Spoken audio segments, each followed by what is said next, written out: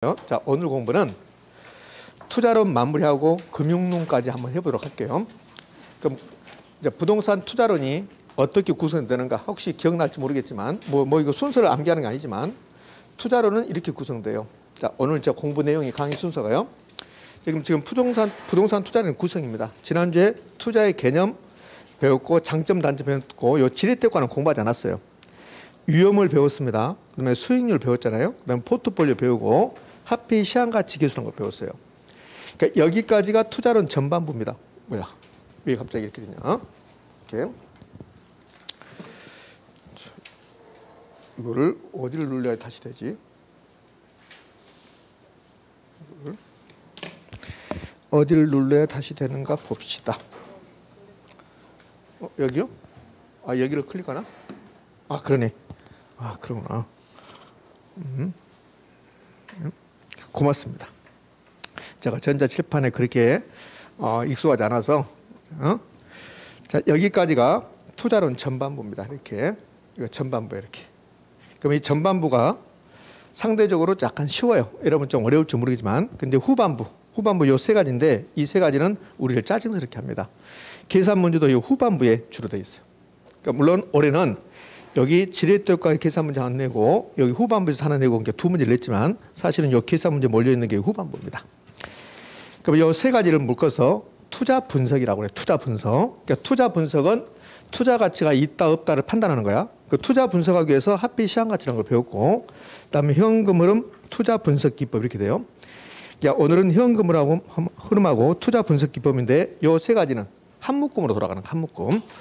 자, 이제 현금 흐름 볼게요. 그럼 현금 흐름, 현금 수지 나오면 생각나는 것은 부동산 투자에 따른 현금 흐름은 두 가지였잖아요. 어떻게 두 가지였습니까? 보유 기간 동안에 현금 흐름이 있었고 처분 시 현금 흐름이 있었다. 이렇게 나와요. 우리 책은 279쪽의 내용인데 책을 보면 굉장히 복잡합니다. 우리 책은 다른 책에 비해서 굉장히 잘 써놨어요. 제 생각은 잘 썼다 이거. 이 책 신경을 많이 썼다. 색을 기술했다 이게 생각되는데 여러 번 봤을 때는 좀 힘들어요. 여러 번 봤을 때는 어떤 게 중요하고 어떤 게 중요하지 않는가를 쉽게 구별도 안 되고 물론 파란색이 중요하다 했으니까 그게 중요하지만 그러면 책 타이틀을 보면 이렇게 나왔잖아요. 부동산 투자 분석 단계와 현금 수지의 측정 방법 이렇게 나왔습니다. 그런데 1번에 부동산 투자 분석 단계 나오죠? 요거 시험에 나오지 않습니다. 시험에 나오면 여기 8층입니다. 8층 안 나와요. 그럼 볼 필요 없어요. 거기 보면 부동산 투자 단계에서 투자 목적의 파악, 투자 환경 분석 나오죠? 그런 거 필요 없어요. 그건 나온 적이 없습니다. 그러면 그 밑에 현금 수지의 측정 방법 나왔습니까? 여기서부터 이제 시험 나오는 거야. 그럼 현금 수지의 측정은 두 가지. 보유기간 동안에 영업에 따른 현금 흐름, 영업 현금 흐름, 영업 현금 수지. 이거는 매년 시험에 나옵니다. 또 하나 있죠. 팔았을 때, 처분했을 때 처분에 따른 현금 수지. 이걸 지분 복귀라고 그래요. 이 두 가지 중에서 보유기간 동안의 현금 흐름은 매년 시험에 나온다. 처분 시 현금 흐름은 상대적으로 출제 비중이 좀 떨어져요. 그럼 지금부터 이제 영업에 따른 현금 흐름을 볼 건데 이 영업에 따른 현금 흐름이 도대체 무슨 말이냐 이게. 자, 여기 들고 여기다 좀 이제 볼게요. 그래서 자, 이런 의미를 가지고 있어요. 자, 이 부동산이 있습니다. 이 부동산이 투자 대상 부동산이야. 그러면 이 부동산을 내가 살까 말까 지금 고민하고 있는 거야, 이렇게. 그런데 이 부동산 가격이 10억이랍니다. 자, 부동산 가격하고 똑같은 말이 뭐라고 그랬습니까? 총 투자액. 10억짜리 부동산에 투자한다면 총 투자액이 얼마일까요? 10억이잖아요. 부동산 가격과 총 투자액이 같은 말인 걸 기억하셔야 돼요. 시험에서 부동산 가격과 총 투자액이 같은 말입니까? 이런 건 내지 않아요. 그런데 부동산 가격과 총 투자액이 같은 말이라는 걸 알아야만이 이제 문제가 다 풀어진다고 이렇게. 그럼 총 투자액이 나오면 내 돈만 가지고 투자하는 경우도 있고 은행에서 돈을 빌려서 투자하는 경우도 있겠죠. 그럼 총 투자액이 나오면 반드시 은행 돈하고 내 돈하고 구별하셔야 돼. 근데 부동산학회로는 은행 돈을 먼저 써주는 거야. 그래서 은행 돈이 타인 자본이잖아요. 반드시 제가 은행 돈이랑 있지만 반드시 은행 돈이 필요 없어요. 친구한테도 빌릴 수 있으니까 타인 자본입니다. 그럼 타인 자본 나오면 그 밑에는요. 내 돈, 자기 자본이 나와야 되겠죠. 자기 자본. 그럼 타인 자본을 다른 말로 저당 그래요. 저당. 저당이란 말 나오면 은행에 돈 빌렸다 그런 뜻이에요. 지난주에 배웠던 것 중에서 저당이 들어간 게 뭐 있었어요? 저당 상수. 그러니까 저당 상수는 돈 빌렸다 그 소리예요. 그럼 왜 상수라 불렸냐면, 자, 오늘 이제 잠시 지난주에 가서 뭐 시험에 안 나오는 얘기지만 저당 상수거든요. 그럼 저당 상수에서 요 저당은 돈 빌렸다는 소리고, 상수는 똑같은 숫자가 상수잖아요. 상록수는 언제나 푸른 나무 이런 뜻이잖아요. 그러면 저당 상수는 은행에 돈 빌리고 요 상수가 똑같은 숫자거든요. 자, 저당 상수는 왜 저당 상수라고 하냐면, 은행에서 내가 돈 빌리고 갚아 나갈 때 원리금 균등분할 상한 조건이면 매월 1,000만 원씩 똑같은 금액 갚아 나가는 거야.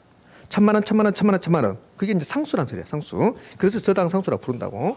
그러니까 저당이 나오면 아, 돈 빌렸구나 이런 뜻이 되는 거예요. 그러면 저당 투자액 이렇게 불러. 이게 은행에 돈 빌려온 거야, 이게. 근데 저당 투자액을 그냥 저당 이렇게 불러요. 이건 남의 돈이니까 부채인가요? 부채. 다 똑같은 말입니다, 이렇게. 그러면 저당의 반대가 뭐냐면 내 돈. 지분이라고 그래, 지분 투자액. 이거는 회계학에서는 자본이다 그래요. 타인 자본, 저당 투자액, 부채 똑같은 말. 자기 자본, 지분, 자본 똑같은 말. 그럼 이 자리에 자본 자리에 지분이라고 해도 상관이 없어요. 그러면 내 돈이 5억입니다. 그럼 은행에서 5억을 빌려와야 된다는 소리예요, 이게. 그러니까 이런 겁니다, 지금. 내가 5억을 가지고 있는데, 현금 5억을 가지고 있는데, 지금 임대형 부동산 10억짜리가 매물로 나온 거야. 그래서 내가 고민해 보는 거야. 이걸 과연 사서 투자해서 임대 영업을 한다면 예상되는 수익과 지출이 어떻게 될 것인가. 그걸 현금 흐름을 추정한다고 그래. 현금 흐름이 수지잖아. 수지 분석. 투자한다면 현금 수익과 지출을 분석해 보겠다. 근데 현금 수지는 두 가지로 나온다. 어떻게 나오는가? 보유 기간 동안에 현금 흐름이 있다. 보유 기간 동안에 처분합니까? 영업합니까? 영업에 따른 현금 흐름이 있다. 이걸 영업 현금은 주로 생략하고 영업 수지 이렇게 부른다. 그럼 처분할 때 현금 흐름도 있다. 이거는 처분 또는 매각 현금 수지인데 수지를 또 흐름이라고도 나온다, 이렇게. 자, 이 두 가지인데 이렇게 영업에 따라서 영업을 통해 돈 벌었다. 그럼 뭐라고 그래요? 소득이득 이렇게 불러. 지난주에 했던 건데 기억이 없죠? 그러면 처분 시 돈 벌었다. 자본이득. 그래서 시험 지문은 부동산 투자는 소득이득과 자본이득을 얻을 수 있다. 이렇게 나오는 거야. 이렇게. 혹시 요 소득이득, 자본이득 무엇 할 때 한번 들었는데, 가볍게 들었는데 기억난 거 있을까요? 선생님, 나 보지 말고 질문해라. 부동산의 특성, 영속성이라는 게 있어. 그 영속성에서 이게 나와요. 가볍게 제가 언급했는데 여러분 아마 기억이 없을 겁니다. 지금 제가 무슨 말을 하고 있냐면 처음하고 계속 연결돼 나온다는 거야, 사실은. 우리는 처음에는 인식 못하지만, 처음에 공부할 때 인식 못하지만 공부가 되다 보면 아, 이게 연결돼 있구나 이런 걸 느낀다는 거예요. 이 자체가 3번 시험에 나왔어요. 시험 지문에. 부동산 투자에 따른 현금 흐름은 보유기간 동안의 현금 흐름과 처분 시 현금 흐름이 있다. 옳은 지문. 부동산 투자에 따른 현금 수지는 영업에 따른 현금 수지, 처분 시 현금 수지가 있다. 옳은 지문. 소득이득과 자본이득이 있다. 옳은 지문. 그렇게 출제했단 말이에요. 이렇게. 자, 그러면 여기 이제 영업에 따른 현금을 갈 건데, 이 부분을 사서 내가 임대 영업을 한다면 그러면 과연 나에게 얼마 들어올 것인가? 그게 영업 현금 흐름이야. 그러니까 10억짜리 부동산이 매물로 났습니다. 임대용 부동산입니다. 그러면 나는 5억을 가지고 있습니다. 은행에서 5억을 빌려서 투자한다면 임대를 받아서 은행 이자 갚고 세금 내고 경비 빼고 과연 나에게 얼마 들어올 것인가. 그걸 영업 현금 흐름을 추정한다. 이렇게 말하는 거야. 의미하셨습니까? 그다음에 타인 자본을 반드시 먼저 써준다는 거. 그래서 이렇게 이제 자본 구조가 되는데 오늘 좀 이따 이렇게 나눌 거라고, 이렇게. 요 나누는 수식 이렇게. 그럼 요는 요 수식은 부채를 자본으로 나눴다. 그다음에 저당을 지분으로 나눴다. 타인 자본을 자기 자본으로 나눴다. 요 수식이 부채 비율이라는 수식이야. 부채 비율. 요 수식을 부채 비율이라 한다고, 이렇게. 그러니까 부채 비율도 매우 중요한 비율인데 오늘 부채 비율 하나 외웠습니다. 그러니까 부채 비율은 외우지 말고 타인 자본 나오고 그 밑에 뭐가 나온다? 자기 자본. 그래서 나눈 것을 부채 비율이라 한다. 그 부채 비율은 부채를 자본으로 나눈 값이다. 맞나요? 이렇게도 부채 비율이고 이렇게도 부채 비율이고 이렇게도 부채 비율이니까 이건 이제 부채 비율이라고 그래요. 제가 앞으로 잠깐 깊은 내용 갔는데 결론은 이거잖아요. 10억짜리 부동산이 매물로 났는데 은행에서 5억 빌려서 투자한다면 과연 나에게 얼마 떨어질 것인가? 그걸 영업현금으로라고 한다. 됐습니까? 자, 요거 지우고 자 이렇게 됐다는 거예요. 그러면 이제 이 부동산이 이제 가격은 10억이나 알았어요. 그럼 이제 임대용 부동산이면 이 부동산에 이제 방수가 있을 거라고. 방수. 그걸 임대 단위수라고 그래. 임대 단위수.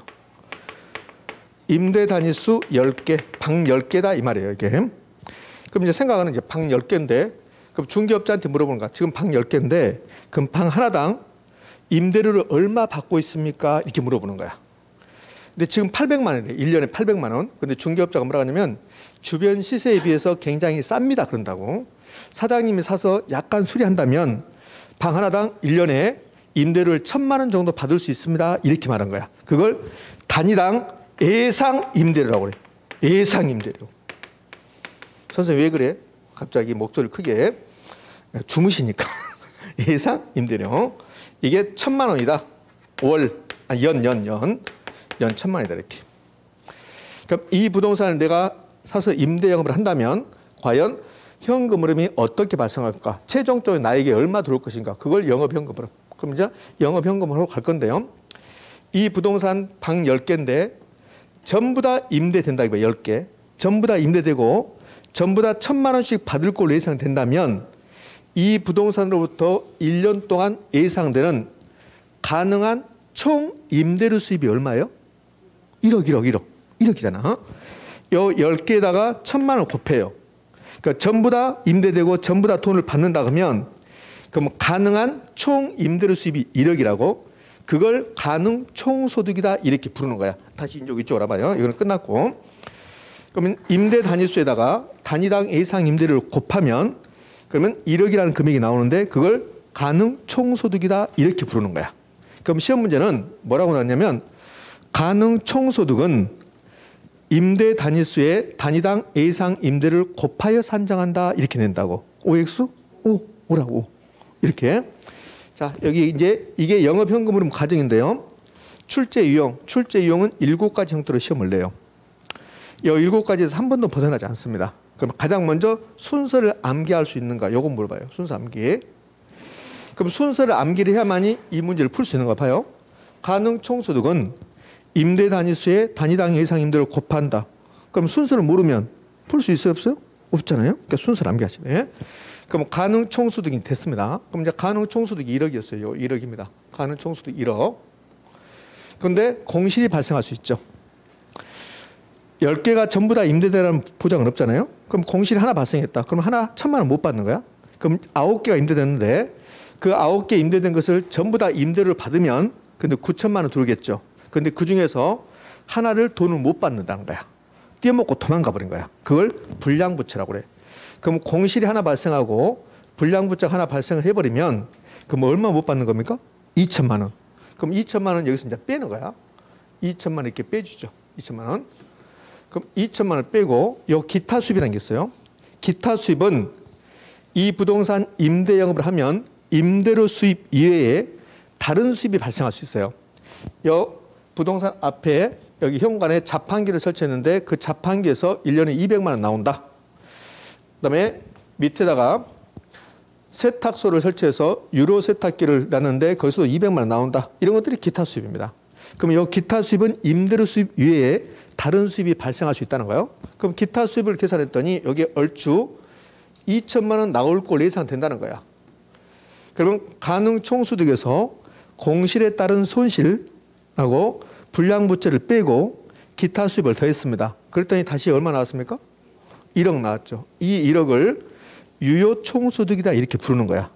그럼 시험은 어떻게 내냐면 유효 총소득은 가능 총소득에서 공실 및 불량부채를 차감하고 기타 수입을 더한 겁니다. 이렇게 낸다고.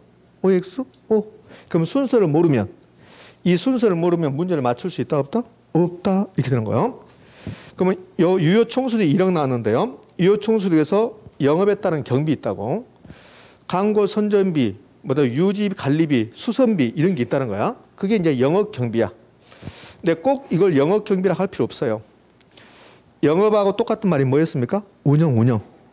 그래서 이걸 운영 경비 그런다고. 영업 경비라 나올 수도 있고 운영 경비. 올해 시험은 이걸 운영 비용 이렇게 냈다고. 그럼 영업 경비가 만약에 3천만 원 든다고 봐요. 3천만 원. 그럼 3천만 원 뺍니다. 시험은 영업 경비가 3천만 원이다 이렇게 줄 수도 있고 그렇게 주지 않고 영업 경비는 가능 총소득의 30%다 이렇게 준다고. 그럼 가능 총소득의 30%가 얼마요? 3천만 원이잖아요. 그럼 이제 유효 총소득에서 영업 경비를 뺐습니다. 그래서 얼마 남았습니까? 7천. 이 7천을 순영업소득이다 이렇게 불러. 순영업소득이다가. 근데 순영업소득인데 영업 생략하고 순소득 이렇게도 불러. 순소득. 순영업소득인데 역시 시험 문제.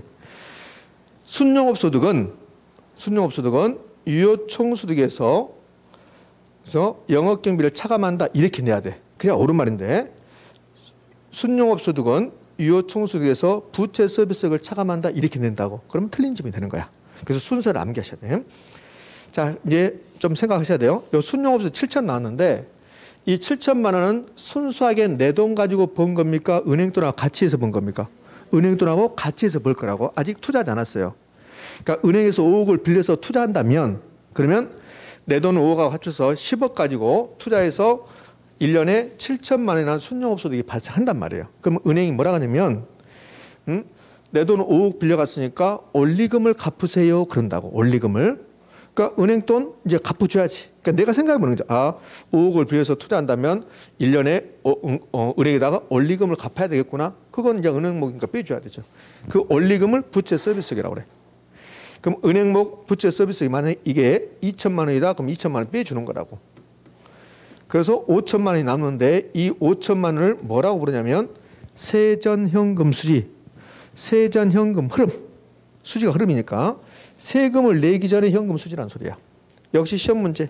세전현금 수지는 순영업소득에 부채 서비스액을 가산한다. 더한다. OX, X. 차감한다. 이렇게 나와야지. 그러면 세전현금 수지가 이 5천인데 세전현금 수지는 나에게 들어오는 거야. 나에게. 자, 여기서 잠깐요. 여기서 잠깐 볼게요. 요거 지웠는데 요 총 투자액이 10억이었죠. 그럼 은행 돈이 있고 내 돈이 있었죠. 나를 뭐라고 그래요? 지분. 나를 지분 투자자라고 한다고. 지분 투자자. 은행을 저당 투자자라고 하고. 그러면 여기 순영업소득이 7천은 은행 돈하고 내 돈하고 같이 번 거야. 요 7천만 원은 은행목하고 내목하고 섞여 있는 거야. 요 7천만 원은 세 사람이 나눠 갖는 거야. 세 사람이. 누구가 나눠 가질 것 같아요? 요 7천만 원은. 먼저 은행목이 있겠죠. 그 다음에 내목이 있죠. 또 누구 목이 있을까? 국가 세금.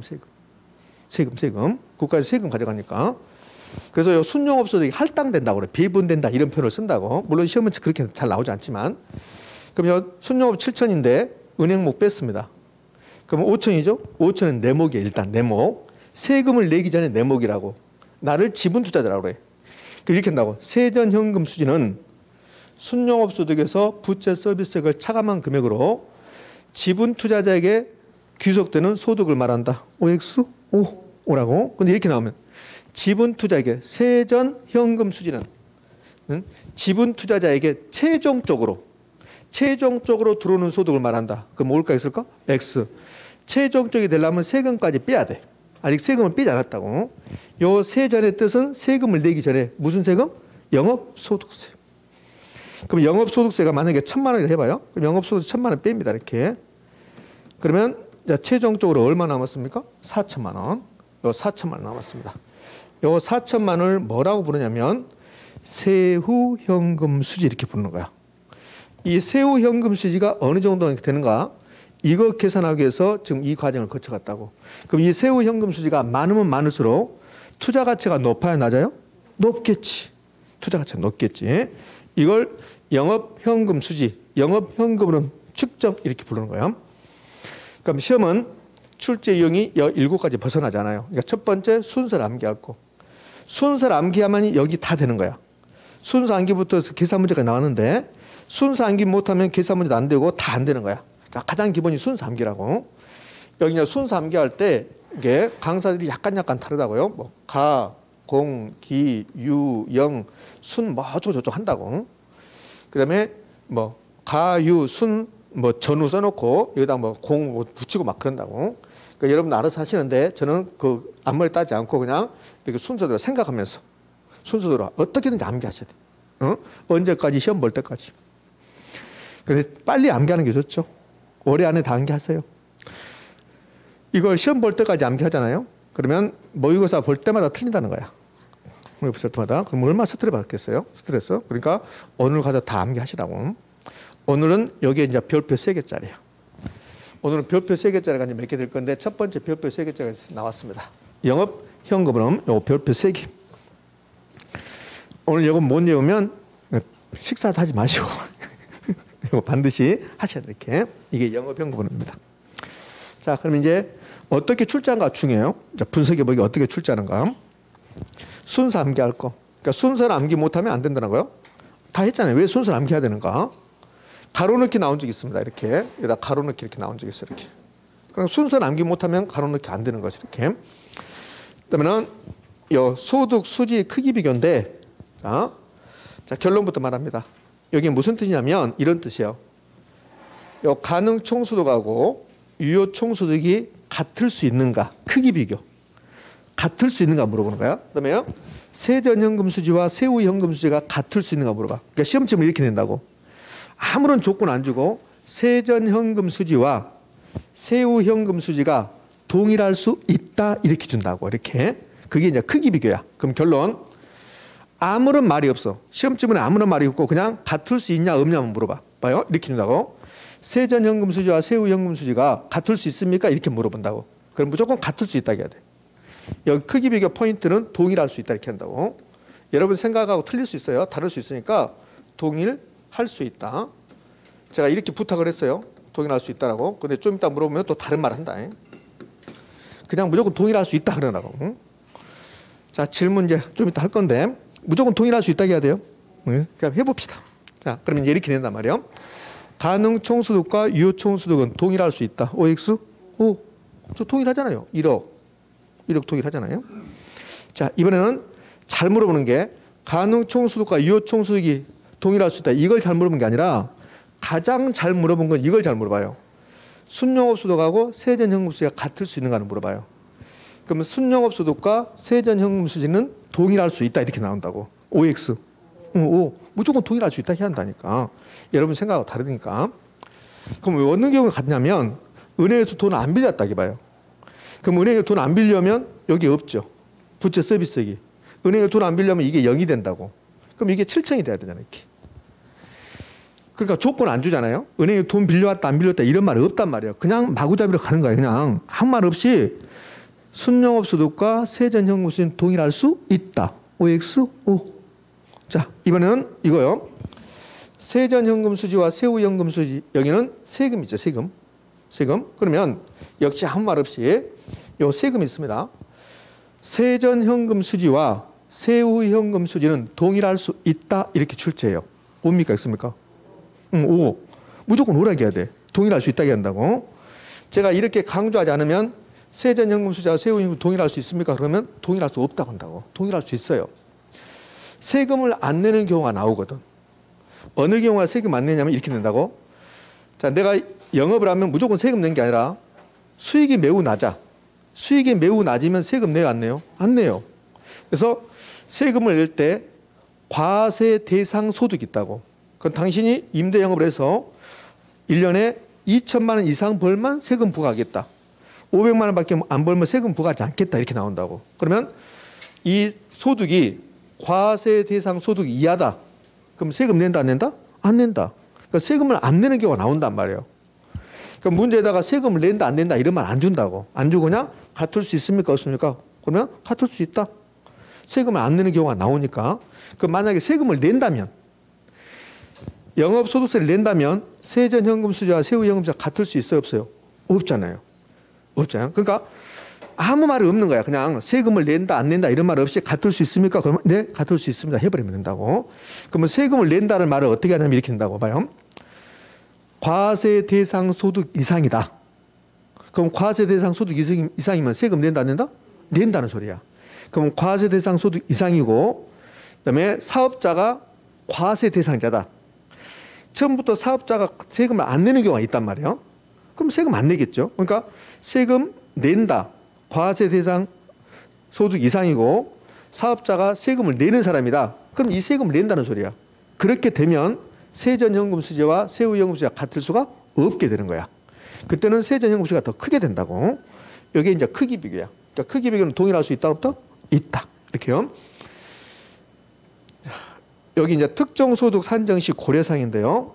자, 이것도 잘 나와요. 그러니까 자, 올해는 이걸 냈어요. 이거. 올해는 이거 4번을 냈다고. 4번이 가장 안 나오는데 올해는 4번을 냈었습니다.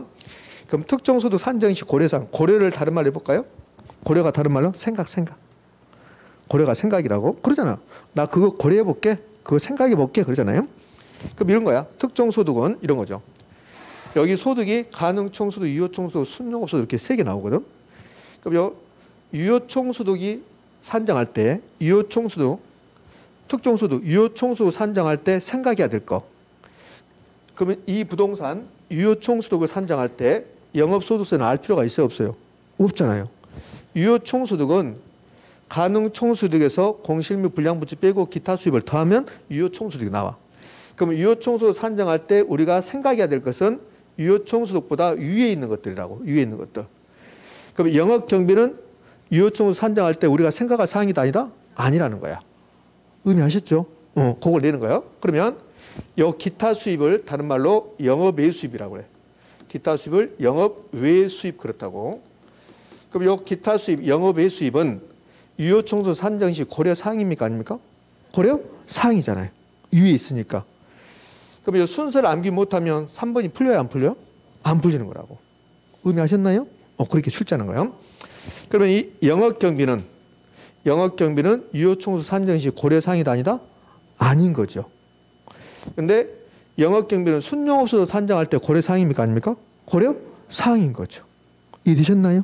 그렇게 시험에 출제해요. 자, 그러면 이제 특정소득 산정 시 고려사항 됐습니다. 순서를 먼저 암기하셔야 되니까. 제가 출제 유형을 가볍게 언급하지 정확하게 언급하지 않고 디테일하게 일단 순서를 암기해야만 다 풀리구나 이걸 아셔야 돼. 그러면 여기 올해는 요걸 출제했는데 소득이 여기 몇 개 나와요? 소득이 몇 개 나왔습니까? 3개. 하나, 둘, 3개. 수지는 몇 개 나와요? 2개. 그러면 이 소득과 관련된 것은 총투자액과 관련돼. 총투자액. 그럼 여기 순용업소득에서 이게 부채 서비스 은행목을 줘버린 거라고. 그럼 은행목을 줘버리면 내목만 남은 거야. 내목이 지분투자자야. 지분투자액. 그러니까 소득이 나오면 총투자액과 관련되고 총투자액과 관련되고 수지가 나오면 지분투자액이야. 요 소득 나오잖아요. 그러면 총투자액과 관련된 거고 수지가 나오면 지분투자액과 관련되고 올해 시험은 요걸 냈다고요. 요게 답이었어. 이렇게. 그다음에 이제 영업경비에 포함되는 거 포함되지 않는 거 이거 엄청나게 시험에 잘 냅니다. 영업경비에 포함되는 거 포함되지 않는 거 이제 좀 화면을 달리서 또 볼 거예요. 그다음에 이제 계산 문제가 25회 때 이후로 안 나와. 25회 때까지 나오고 안 나오는데 요 계산 문제는 총 9번을 출제해요. 세후현금 수지 계산하라고 5번을 출제했습니다. 그다음에 세전현금 수지, 세후현금 수지가 5번이고 세전현금 수지 2번, 순용업소득 2번 이렇게. 그래서 총 계산 문제 9번 출제해요. 그러면 요 세후현금 수지 요거 계산하라고 주면서 어떻게 주냐면 자료를 주는 거야. 아까 자료 봤잖아요. 이렇게 자료를 주면서 세후현금 수지 계산 문제를 주는데 근데 요 세전현금 수지 만약에 세전현금 수지가요.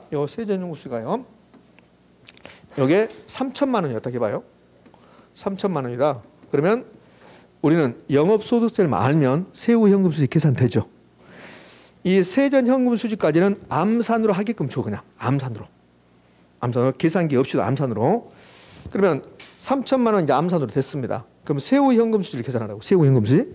그 문제에서 영업소득세가 1,000만 원이라고 줘버리면 이거는 변별력이 없잖아요. 그렇죠? 그래서 이 세후현금 수지 계산 문제가 5번 내는데 5번 다 영업소득세를 안 줘요. 그러니까 결국은 영업소득세 계산 문제가 몇 번 나온 거야? 5번 나온 거라고. 5번. 그래서 영업소득세 이제 계산해야 되는데 오늘은 안 해.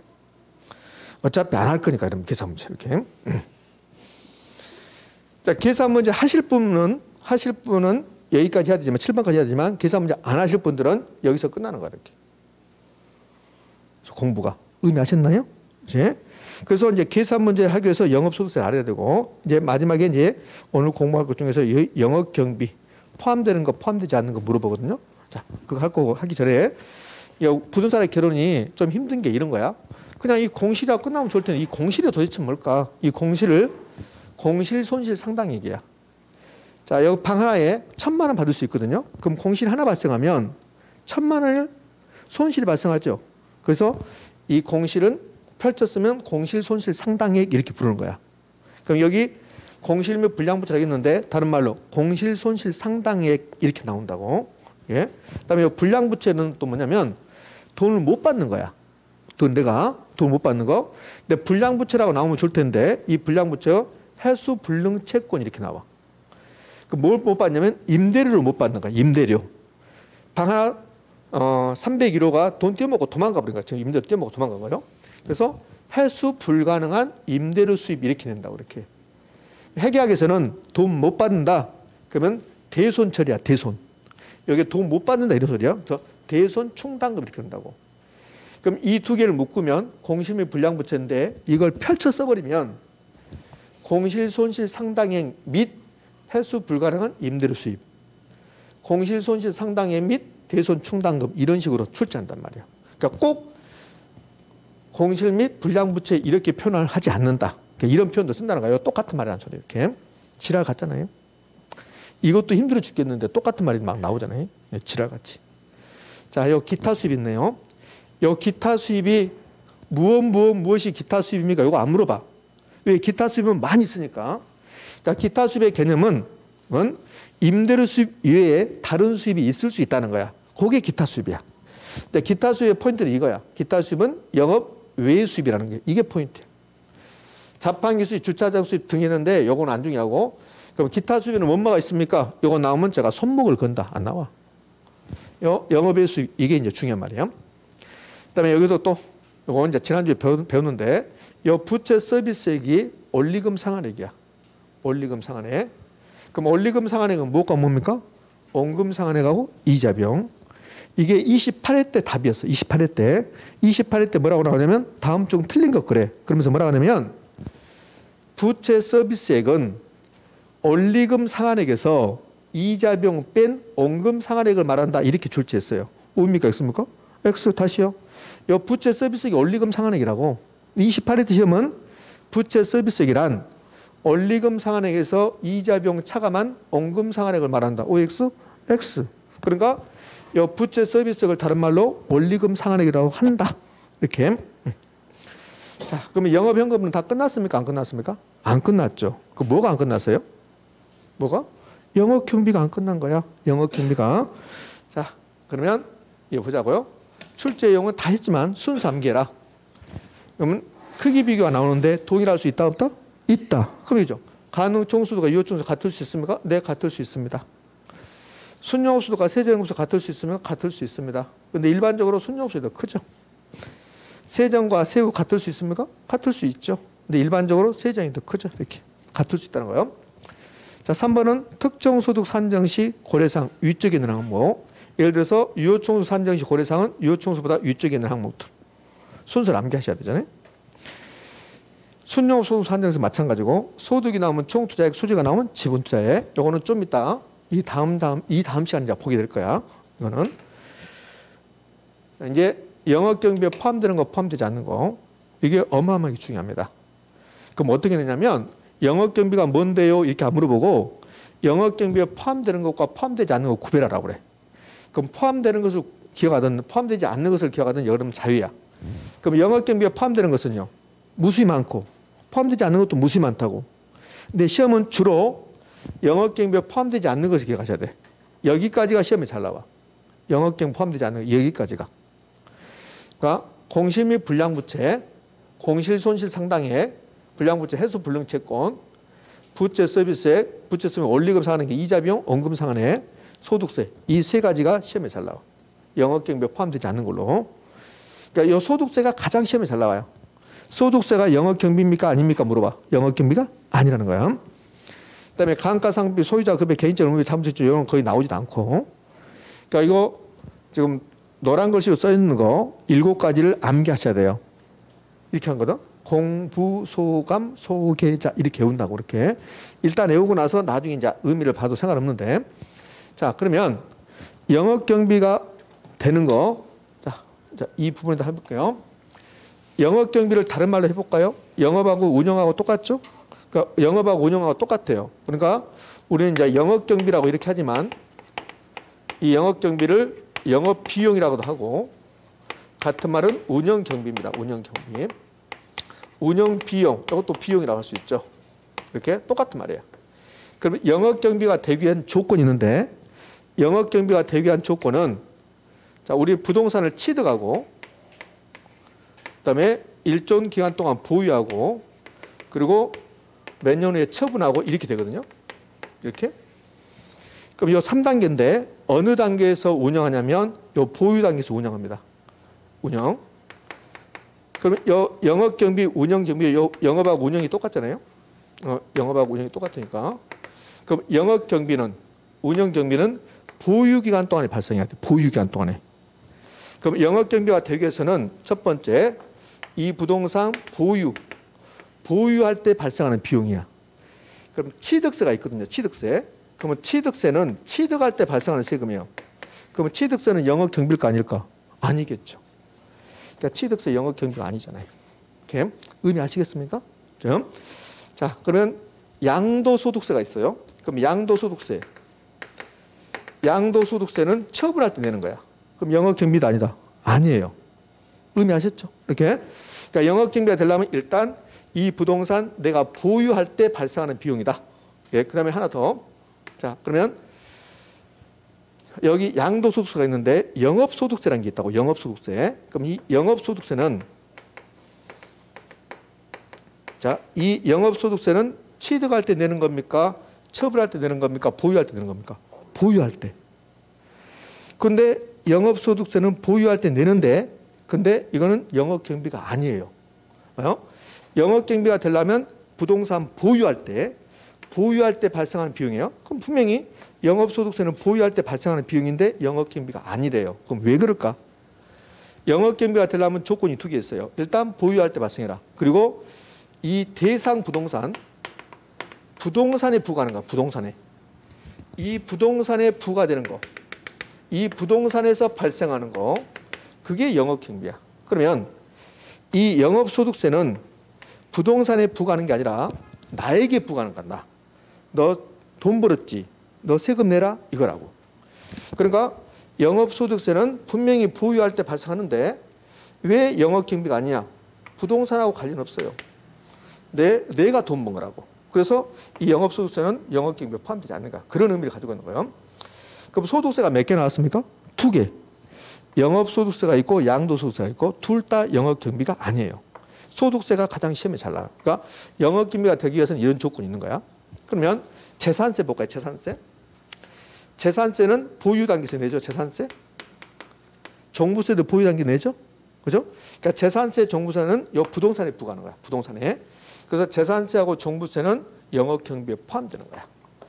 그럼 영업경비에 포함되는 것은 유지비, 관리비, 광고, 선전비, 뭐 수선비 많이 있어요. 여기서 포인트는 3가지 정도입니다. 앞에는 이거 포인트 아니에요. 세금인데 재산세는 영업경비, 취득세는 영업경비가 아니다. 종합부동산세는 영업경비가 아니다. 영업경비다. 그다음에 보험료, 화재보험료, 손해보험료 어떻게 나와도 상관없어요. 여러분이 이 부동산 임대영업을 한대요. 그럼 보험 들 겁니까 안 들 겁니까? 들어야 되잖아요. 그러니까 보험료 같은 게 영업경비입니다. 그러니까 영업경비에서 잘 나오는 게 이렇게 잘 나와요. 이렇게. 여기 영업경비라는 거. 얼추 이해됩니까? 그렇잖아요. 그러면 이제 영업경비에 포함되는 것은 재산세가 있다는 거, 종합부동산세가 있다는 거, 보험료가 있다는 거. 요 3가지는 반드시 암기. 영업경비에 포함되지 않는 거, 자 암기합니다. 공, 부, 소, 감, 소, 계, 자. 이 중에서 공부소가 시험에 잘 나온다. 공부소가. 영업경비에 포함되지 않는 거 공부, 소감, 소계자. 얘도 별표 3개 합시다. 그럼 오늘 첫 번째 시간에 별표 3개 나가 2개 나왔습니다. 자, 우리 책은 참고라 나왔어. 참고. 참고 아니야 이거는. 이거는 핵심이라고. 영업 경비 포함된 거 포함되지 않는 게 핵심인데 우리 책은 지금 참고라 나왔습니다. 예? 자, 그러면 여기 별표 3개 해놓고 여기 봅시다. 영업 경비 포함되지 않는 것을 한번 이제 골라보도록 할게요.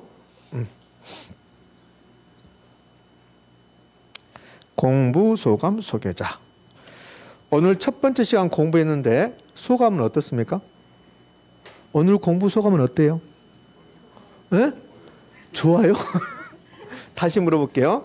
자, 영업 경비에 포함되지 않는 게 공부 소감 소개자인데 주로 이제 수업까지 잘 나오는데 요 뒤에 3개 있죠. 요 뒤에 3개는 이론적으로 한 번도 안 내요. 계산 문제 안에서 내고 이론적으로 낸 것은 요 공부소입니다. 공부소. 이 공부소가 이론적으로 잘 낸단 말이에요. 그럼 오늘 공부 소감이요. 소감까지. 오늘 공부 소감은 어떻습니까? 아, 그렇습니까? 자, 영업 경비에 포함되지 않는 게 공부 소감입니다. 오늘 공부 소감은 어떻습니까? 그렇지, 그렇게 대답하지. 오늘 공부 소감은 어떻습니까? 그럼 어려운 게 아니라 영업 경비에 포함되지 않아요. 이렇게 해야지. 제가 공부 소감 그렇게 하고 있잖아요. 선생님 나는 무슨 말인지 모르겠다. 그러면 쉬는 시간에 저한테 오세요. 오늘 공부 소감은 어려운 게 아니라 영업 경비에 포함되지 않는다. 공부 소감 영업 경비에 포함되지 않는다. 이렇게 하라는 소리 이렇게. 무슨 말인지 아시겠죠? 자, 그러면 이제 이 중에서 이 공부소가 잘 나오는데 그거는 이거 하면서 금방 알 수 있어요. 봐요. 이거 하면서 이거 암기할 거죠. 이거 암기하잖아요. 순서대로 암기하면서 이 공실 및 불량부채 여기 있습니다. 그다음에 부채 서비스 여기 있습니다. 그다음에 소득세 여기 있습니다. 이렇게. 그럼 영업경비는 여기 있잖아요. 그럼 이들이 이 공실 및 불량부채, 부채 서비스, 소득세가 영업경비면 여기다 넣어야 되잖아요. 여기다 이렇게. 네? 그러니까 항목이 다르잖아요. 우리가 지금 영업경비에 포함되지 않는 거 보고 있거든. 그럼 공실 및 불량부채가 영업경비입니까? 아니잖아요. 부채 서비스 영업경비입니까? 아니잖아요. 소득세가 영업경비입니까? 아니잖아요. 그러니까 이 순서를 외우면서 공부소는 영업경비가 아니구나. 금방 알 수 있다는 거야. 이해 되셨죠? 요거 잘 낸다고 소득세를 가장 시험에 잘 내요. 자, 이제요. 영업현금흐름은 이제 다 끝났습니다. 그러면 영업현금흐름만 있는 게 아니라 처분시 현금흐름도 있겠죠. 처분시. 이제 처분시 현금으로 갑니다. 이걸 매각현금흐름, 지분복귀 계산 이렇게 불러요. 그러니까 왜 지분복귀 계산이라고 부르냐면 이것 때문에 그래요. 자, 이 부동산을 내가 취득한다 이거야. 취득. 이 부동산을 취득합니다. 취득할 때 있고 내가 이거 3년간 이제 보유, 뭐 2년간 보유한다. 보유하죠. 보유를 해요. 그리고 뭐 3년 후에 2년 후에 처분할 겁니다. 그러면 내가 취득할 때 이 부동산이 10억짜리였어요. 10억짜리 내 돈은 5억이었습니다. 그러면 이 부동산에 내 돈 5억이 들어갔습니까? 안 들어갔습니까? 들어갔잖아요. 그럼 이거 사서 안 팔고 계속 50년 동안 가지고 있다. 그럼 이 부동산에 내 돈 5억이 계속 들어가 있는 거야. 근데 팔면 나갔던 지분 5억이 들어옵니까? 안 들어옵니까? 들어오죠. 그래서 지분복귀 이렇게 분다고. 이 부동산을 내가 사서 가지고 있다. 그럼 이 부동산 가격에 내 지분이 들어가 있는 거야. 근데 팔면 돈이 들어오겠죠. 그래서 지분복귀 이렇게 부른다고. 그래서 이 매각현금흐름을 지분복귀 계산 이렇게 부르는 거예요. 그럼 이제 샀다가 팔아. 지금 샀습니까? 안 샀습니까? 안 샀죠. 산다고 한다면 사서 임대금을 하고 나중에 판다고 한다면 예상하는 거야. 그럼 매도 가격이 나오겠네. 그럼 10억에 사서 13억에 판다면 매도 가격이 13억이 되겠네. 3억. 근데 매도에 따른 경비 있죠. 이 경비는 뭐 중개 수수료도 주고 여러 가지 냈겠죠. 신문 광고 내고 요거 1억이라 해봐. 1억 냈습니다. 그래서 12억이 남는데 이걸 순매도 가격이라고 그래. 순매도 가격이 이제 12억인데 은행에서 5억을 빌려왔다고 그랬어요. 근데 5억을 빌려왔는데 그 중에서 2억을 갚았어요. 아직 못 갚은 금액이 3억 있습니다. 그러면 일시에 갚아야 돼 이제. 그걸 미상한 저당 잔금이라고 그래. 그럼 미상한 저당 잔금을 3억을 뺐습니다. 그럼 이제 이 은행목을 준 거야. 그러면 얼마 남아요? 이제 9억 남죠? 이 9억이 세금을 내기 전에, 양도소득세를 내기 전에 나에게 들어오는 거야. 이걸 세전 매각수지, 세전 지분복귀. 그럼 이제 요 9억이라는 세전 매각수지가 나왔는데, 지금 처분에서 시세 차익이 발생하면 양도 차익이 발생하면 양도소득세 낸다고. 근데 그걸 부동산에서는 자본이득세라고 그래. 그럼 자본이득세가 만약에 이게 1억이다. 그럼 1억을 뺀다고. 그래서 8억이 남는데 이 8억이 최종적으로 지분투자자에게 들어오는 목이야. 이걸 세후 매각수지, 세후 지분복귀라고 한다고. 그럼 이 세후 매각수지하고 세후 현금 수지가 크면 클수록 투자 가치가 높을까 낮을까? 높겠지. 그치? 자, 이걸 매각 현금으로 하는데, 이거는 출제 비중이 현저하게 떨어져요. 그럼 어떻게 출제하냐면, 자, 출제 유형은 아까 영업 현금으로 출제 유형하고 똑같아요. 영업 현금으로 출제 유형이 첫 번째 뭐였습니까? 순수 암기였죠? 이것도 순수 암기하셔야 돼. 왜 그러냐면 이렇게 된다고. 세전 매각 수지는 세전 지분 복격은 순매도 가격에서 미상한 이상 잔금을 차감한 금액이다. OX? 그렇게 되니까. 그다음에 우리 영업 현금으로서요. 크기 비교 물어봤죠. 크기 비교. 동일할 수 있다 그랬잖아요. 동일할 수 있다. 얘도 마찬가지입니다. 순매도 가격과 세전 매각 수지가 같을 수 있냐고 물어봐요. 같을 수 있다 없다? 있다. 은행에 돈 안 빌려면 이게 없을 거니까. 얘도 동일할 수 있다 해야 한다고. 뭐 이 정도야. 그다음에 이것도 냈죠. 세전 매각 수지 산정 시 고려사항. 그럼 세전 매각 수지 산정 시 고려사항은 세전 매각 수지 위에 있는 것들. 그러니까 똑같잖아. 영업 현금하고. 자, 이제 현금으로는 이제 다 마무리됐습니다. 물론 완벽할 일은 없지만. 자, 그러면 중요한 건 이겁니다. 이게 풀려야 돼. 예? 자, 이거 보고 책 보고 이제 마무리할게요. 자, 잠깐만 5분 정도만 더. 1번. 부동산 투자에 따른 대가는 보유 시 대상 부동산 운영이 영업이죠. 운영으로부터 나오는 소득이득. 이게 영업 현금흐름과 처분 시 자본이득 형태로 나타난다. OX? O. 2번. 유효 총소득은 가능 총소득에서 공실 및 불량부채를 차감하고 기타 소득을 더한 것이다. OX? O. 3번. 순영업소득은 유효 총소득에서 영업경비를 차감한 소득을 말한다. OX? O잖아요. O. 모르겠어요? 갑자기 이상해졌네. 그러면 가봐야지. 자, 순서 봅시다. 그래서 뭐예요? 순영업소득은 유효 총소득 영업경비를 뭐다? 차감했다. 저는 옳은 지문이잖아요. 처음에는 잘 안 돼요. 봐요. 순영업소득은 유효 총소득 영업경비를 차감한 소득을 말한다. OX? O. 4번. 영업경비는 부동산 영업과 직접 관련 있는 경비로, 그러니까 운영하고 관련돼 있다는 소리야. 영업경비가 되려면 광고비, 전기세, 수선비가 이에 해당한다. OX? O. 자, 근데 이 4번 영업경비 물어보는데 영업경비에 포함되지 않는 거. 공부, 소감, 소계자. 별표 3개. 예요. 5번은 세전현금흐름은 지분투자자 나에게 귀속되는 세금을 내기 전에 소득을 말하는 것으로 순영업소득에 부채 서비스액을 가산한 소득이다. OX. X. 차감한 거야. 차감. 뺀 거라고. 가산이라 뺀 거라고. 그래서 틀린 지문이요. 자, 이렇게 이제 영업현금으로서 시험에 출제하는데 여기 볼래요? 가산한다, 차감한다 이런 말 나오거든. 그럼 가산한다, 차감한다 나오는데 이 영업현금에서 그래서 가산하는 것은 딱 하나 나와. 더하는 것은. 더하는 게 뭐예요? 기타 수입. 여기 기타 수입. 요것만 더하는 거야. 나머지는 다 차감이야. 그러니까 차감한 거 나오고 가산이 나오면 잘 봐야 돼. 그러니까 가산은 딱 기타 수입밖에 없어요. 전부 다 차감이라는 거예요. 책 좀 보도록 할게요. 우리 책은 좀 어디서부터 시작이냐면 280쪽에 영업수지 계산 그거 별표 3개짜리고 그 밑에 가능 총수도 공실 및 불량부채 쭉 다 설명이 다 됐습니다. 그러니까 보시는 거고.